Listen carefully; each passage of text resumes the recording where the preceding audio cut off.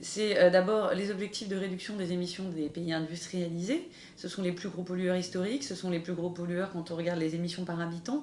Donc ils ont une vraie part de responsabilité et ils ont une vraie dette climatique à payer au reste du monde. Aujourd'hui, ils proposent entre moins 10 et moins 18% de réduction de leurs émissions d'ici à 2020, quand les dernières données scientifiques appellent à une réduction d'au moins 40% d'ici à 2020. Donc on est très en deçà des besoins de ce point de vue-là. Le deuxième gros point de la négociation, c'est à quelle hauteur on va soutenir les pays en développement pour faire face à la crise climatique. Pour le moment, il n'y a pas de chiffres vraiment concrets sur les financements publics que les pays industrialisés sont prêts à accorder aux pays en développement. Ce qui serait nécessaire, c'est une enveloppe de 110 milliards d'euros annuels pour les pays en développement, assorti d'un nouveau mécanisme de financement pour lever de l'argent additionnel à l'aide publique au développement, de l'argent qui soit pérenne, prévisible et nouveau.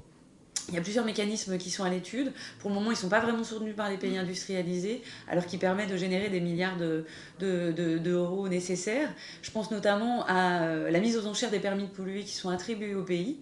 Parce que la mise aux enchères, c'est à la fois la manière la plus efficace de distribuer des permis de polluer, puisque ça veut dire que plus on en achète, plus on les paye cher, et plus on a intérêt du coup à faire des efforts, donc c'est plutôt intéressant.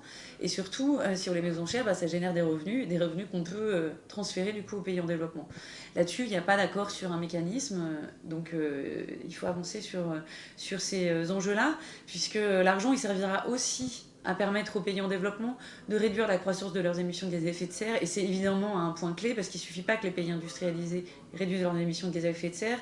Il faut aussi que la Chine, le Brésil, l'Afrique du Sud, l'Inde mettent en place des actions pour réduire la croissance de leurs émissions.